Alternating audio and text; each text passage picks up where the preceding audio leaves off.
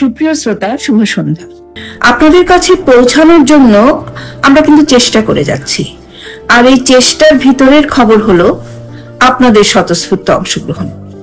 আপনারা প্রমাণিত অপ্রমাণিতকে যত গ্রহণ করবেন, যত ভালোবাসবেন, আপনাদের পরামর্শে প্রমাণিত অপ্রমাণিত আপনাদের দরজায় পৌঁছে যাবে তত তাড়াতাড়ি।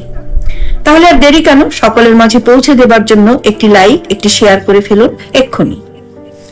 সুপ্রিয় শ্রোতা, আজকের আলোচনার বিষয় চেক ডিজঅনার। কি চমকে উঠলেন তো? অনেকের জীবনে এই বিড়ম্বনায় পড়তে হয়েছে, আর যারা বিড়ম্বনায় পড়েননি তারা নিশ্চয়ই কম বেশি শুনেছেন এই চেক ডিজঅনারের কথা। প্রিয় শ্রোতা, চলুন শুরু করি প্রথম থেকে।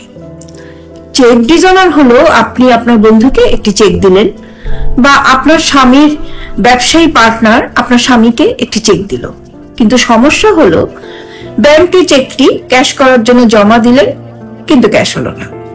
ব্যাংক বলল যিনি চেক দিয়েছেন তার অ্যাকাউন্টে পর্যাপ্ত টাকা নেই। তো এটাই হলো চেক ডিজঅনার। আমার বিশ্বাস চেক ডিজঅনার কি সেটা বেশ সহজে আপনাদের বোঝাতে পেরেছি, কিন্তু সমস্যা শুরু হয় এই চেক ডিজঅনার হবার পরই। চলুন গল্প করতে করতে বুঝে নিই পরের সমস্যাগুলোয় আমাদের কি করা উচিত। আজকের গল্পের নায়ক বিকাশ রায়। তিনি একজন ব্যবসায়ী। সাধন মজুমদারের সাথে তার ছেলেবেলা থেকেই বন্ধুত্ব, আবার ব্যবসায়ী লেনদেনও চলে আসছে তাদের মধ্যে। হঠাৎ করে একটি বিল পাস না হওয়ায় বিপদে পড়ে যায় বিকাশ রায়। বরাবরের মতো তার ব্যবসায়ী বন্ধু সাধন মজুমদারের কাছে যায়, বলে দোস্ত 10 লাখ টাকা না হলে মান সম্মান যায়।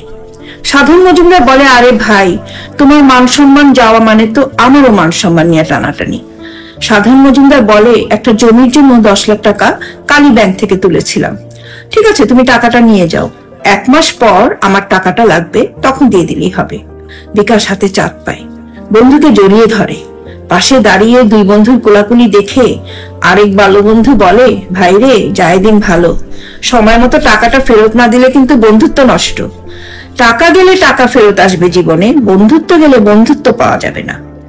বিকাশ বলে, অসীম, বরাবরই তুই এরকম, কোনোদিন সহজভাবে কিছু চিন্তা করিস না। সাধনের আপত্তি সত্ত্বেও বিকাশ 10 লাখ টাকার একটি চেক লিখে দেয় বন্ধু সাধনকে, আর বলে 15 দিনের মাথায় তার বিলের টাকা জমা হয়ে যাবে, তাই 15 দিন পর যেন সাধন ব্যাংকে চেকটি জমা দিয়ে ক্যাশ করে নেয়। মেতে ওঠে 3 বন্ধু চা আর সিঙ্গারার আড্ডায়। এ পর্যন্ত ভালোই চলছিল, কিন্তু 15 দিন নয়, প্রায় 25 দিন পর সাধন ব্যাংকে চেকটি জমা দেয়। ডিজঅনার হয় চেকটি।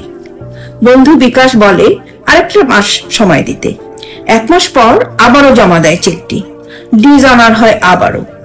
বন্ধু অসীম বলে, আমাকে তো তোমরা উচিত কথা বলি দেখে পছন্দ করো না, এখন দেখো কি অবস্থা।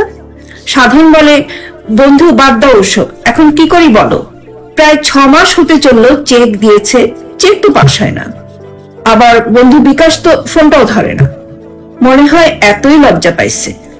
অসীম বলে, থো ফেলাইয়া তোমার লজ্জা, বন্ধুর টাকা সময় মতো দিতে পারে না, ফোন ধরে না, আবার লজ্জা। তুমি লজ্জা ধুইয়া জল খাও, আমি এসবের মধ্যে নাই। তবে শেষ কথা বলি, উকিলের কাছে যাও, দেখো কি বলে উকিল সাহেব। নিরুপায় সাধন যায় উকিলের কাছে। উকিল সাহেব সব দেখে শুনে বলেন, কেস তো ভালো না, চেক তো 3-4 মাস আগেই ডিজঅনার হয়ে গেছে। দেখি উকিল নোটিশ দিয়ে। উকিল নোটিশ দেয়া হয়, কিন্তু কোনো উত্তর আসে না। অপেক্ষা করে বিকাশ, নিশ্চয়ই বন্ধুর সুমতি হবে। মাস 3 পর আবারও দেখা করে সাধন উকিল সাহেবের সাথে। উকিল সাহেব বলেন, আরে এতদিন ছিলেন কোথায়? নোটিশ দেবার পর বন্ধু উত্তর দেয় নাই তো দেখা করবেন না? সময় মতো মামলা করতে তো হবে নাকি? নিরুপায় সাধন বন্ধু বিকাশের বিরুদ্ধে মামলা করে। আদালত সাক্ষ্য প্রমাণ পর্যালোচনায় রায় দেন যে চেকটি শেষবারের মতো ডিজঅনার হবার 30 দিনের মধ্যে উকিল নোটিশ দেয়া হয়নি। আবারও উকিল নোটিশ পাবার 30 দিনের মধ্যে মামলা করা হয়নি। এ কারণে মামলাটি তামা দিতে বারিত বিধায় ডিসমিস হয়। মাথায় আকাশ ভেঙে পড়ে সাধনের। বন্ধু অসীম বলে, ভাইরে, মামলা মোকদ্দমা হইল সময়ের 1 ফোর, অসময়ের 10 ফোর। সময় মতো না কাঁদলে মা পর্যন্ত সন্তানদের দুধ দেয় না, আর এ তো কোর্টের বিচার। কি বুঝলেন শ্রোতা বন্ধুরা? কিচ্ছু করার নেই বন্ধু সাধনের। কিন্তু আমি তো আপনাদের এভাবে পথের মাঝখানে ফেলে রেখে চলে যেতে পারি না। চলুন দেখে আসি কিভাবে মামলাটি প্রমাণিত হতে পারত সে গল্পটি। চেকটি ডিজঅনার হবার সাথে সাথে সাধন তার বন্ধু বিকাশকে জানায়। বিকাশ বলে, ভাই আমাকে আর 2 মাস সময় দাও। অসীম সাধনকে বলে, শোনো, বিকাশকে সময় দাও, সমস্যা নাই, কিন্তু তুমি সময় মতো বিকাশকে চেক ডিজঅনার হবার কারণে একটা উকিল নোটিশ দিয়ে রাখো। মন সায় দেয় না সাধনের। বন্ধুকে উকিল নোটিশ দেবে? যাই উকিলের কাছে। উকিল সাহেব সব শুনে বলেন, খুব সময় মতো আসছেন, আমি আপনার বন্ধুরে একটা উকিল নোটিশ দিয়ে রাখি, কিন্তু মনে রাখবেন উকিল নোটিশ পাবার 30 দিনের মধ্যে কিন্তু মামলা করতে হবে। নির্দিষ্ট সময়ের মধ্যে উকিল নোটিশের জবাব দেয় না বিকাশ। উকিল নোটিশ পাবার 30 দিনের মধ্যে চেক ডিজঅনারের মামলা করে সাধন। আদালত সাক্ষ্য প্রমাণাদি পর্যালোচনায় রায় দেন যে মামলার ঘটনা প্রমাণিত এবং সঠিক সময়ে মামলা করায় বাদীর মামলাটি মঞ্জুর হয়। জড়িয়ে ধরে সাধন বন্ধু অসীমকে, বলে, বন্ধু, সঠিক সময় উকিল নোটিশ না দিলে, মামলা না করলে আজ আমার সর্বনাশ হয়ে যেত। সুপ্রিয় শ্রোতা, চেক ডিজঅনারের মামলা কিন্তু অহরহই হয়ে থাকে। এই মামলা প্রমাণ করা খুবই সহজ। মানে একটি চেক থাকতে হবে আর দেখাতে হবে চেকটি ডিজঅনার হয়েছে।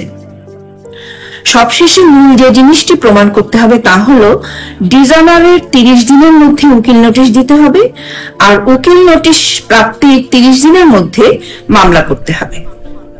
বন্ধুরা, যত সহজে গল্পের দুটো দিক বলে ফেললাম, অনেক সময় তা এত সহজ হয় না।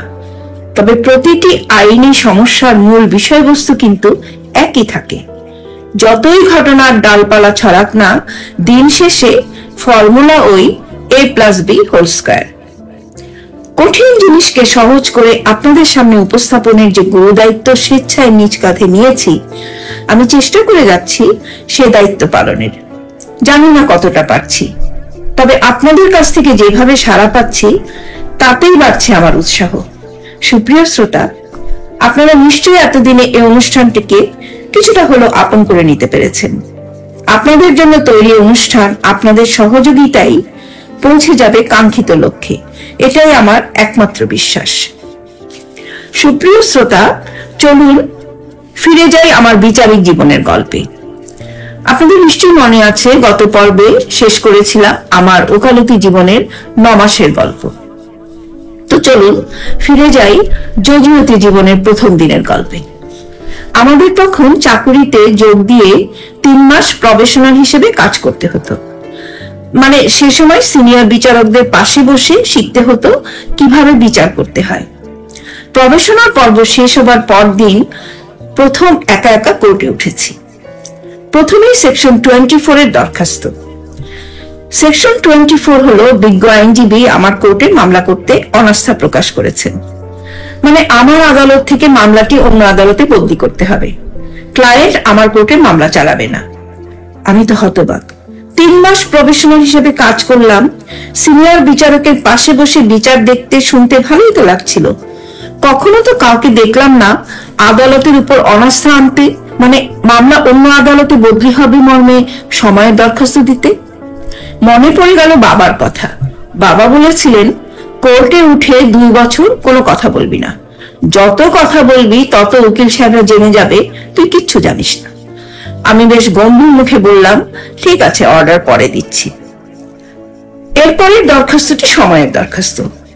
এক পক্ষ সময় চাচ্ছে, আরেক পক্ষ আপত্তি জানাচ্ছে। এটা আমার কমন পড়েছে। আমি দেখলাম প্রায় 7-8 বার বাদীপক্ষ কোনো না কোনো কারণে সময় নিয়েছে। আমি সাথে সাথে অর্ডার দিয়ে দিলাম, 500 টাকা খরচায় শেষবারের মতো মঞ্জুর। কোনো মতো কঠিন কঠিন বাউন্সার সামলে নিচে নেমেছি। চেম্বারে ঢুকে সিপিসি বের করে সেকশন 24 পড়ছি। আর ভাবছি, কেন আমার কোর্টে মামলা করবে না পক্ষরা? সিনিয়র মুন্সিফ সাহেবের রুমে গিয়ে জানলাম আসল ঘটনা। উনি নথি দেখে পাত্তাই দিলেন না। বললেন, আরে সিস্টার, এটা তো আপনার সিনিয়রের চেম্বারের মামলা। ওকালতনামায় সিনিয়র মকবুল হোসেন সাহেবের সাথে তো আপনারও দস্তখত আছে জুনিয়র উকিল হিসাবে, সেই জন্যই 24 করেছে। আমার মাথায় কেন যে এই সহজ কথাটা এজলাসে বসে ঢুকছিল না ভাবছি। এমন সময় জেলা জজ সাহেবের পিয়ন এসে জানালো জেলা জজ সাহেব আমাকে সালাম দিয়েছেন। রাজশাহী জেলা জজ তখন ছিলেন A.K.M. সাদেক স্যার, যিনি পরে বিচারপতি ও চিফ ইলেকশন কমিশনার হয়েছিলেন। আমি ওনার রুমে ঢুকতেই দেখি বারের প্রেসিডেন্ট সেক্রেটারি বসে আছেন। আমাকে স্যার বসতে বলে প্রথমেই বললেন, বেতন কত পাও? আমি তো বুঝতে পারছি না, মানে কত বেতন পাই কেউ জিজ্ঞাসা করলে কি বলতে হয় তাও ঠিক জানি না তখন। বেতন কি শুধু স্কেল, নাকি অন্যান্য সুযোগ সুবিধা সহ যা পাই তা বলতে হবে, এসব ভাবছি। স্যার বললেন, স্কেল কত? আমি বললাম 750 টাকা। স্যার হেসে দিলেন, বললেন, শোনো, কোনো অর্ডার দেবার আগে নথিটার একটু আগের পাতাগুলো দেখে নেবে। তুমি আজকে পার্টিকে 500 টাকা কস্ট দিয়েছো, আগের অর্ডার গুলো দেখে নিলেই তুমি বুঝতে পারতে এই কস্টের পরিমাণটা কেমন হতো। প্রথম দিনই বোল্ড আউট হয়ে রুমে ফিরে এসে নথি উল্টিয়ে দেখি এর আগের সময়ে দরখাস্ত মঞ্জুর হলে খরচ বড়জোর 10 টাকা বা 15 টাকা ধার্য করা হয়েছে। সুপ্রিয় শ্রোতা, সময়টা তখন 1981, মানে আজ থেকে 44 বছর আগের কথা। প্রথম দিনই বুঝলাম অথই সাগরে এসে পড়েছি, পাড়ি দিতে হবে অনেকটা পথ। এতদিনকার আইনের বই পড়া আর প্রতি মুহূর্তে এজলাসে বসে তাৎক্ষণিকভাবে সব সামাল দেওয়ার মাঝে আকাশ পাতাল ফারাক। এই দেখুন, ঘড়ির কাঁটা বলছে আজ আর না। ঠিক আছে, আজ তবে এ পর্যন্ত। কেমন লাগছে জানাতে ভুলবেন না। আমার কিন্তু আপনাদের সাথে কথা বলতে দারুণ লাগছে। অসাধারণ তৃপ্তি নিয়ে দিনের পর দিন আমার কথা বলার মালা সাজিয়ে যাচ্ছি শুধু আপনাদের জন্য। ভালো থাকুন, শেয়ার করুন, কমেন্ট করুন, সাবস্ক্রাইব করুন আর দিন পরামর্শ। আজ এ পর্যন্ত, শুভরাত্রি।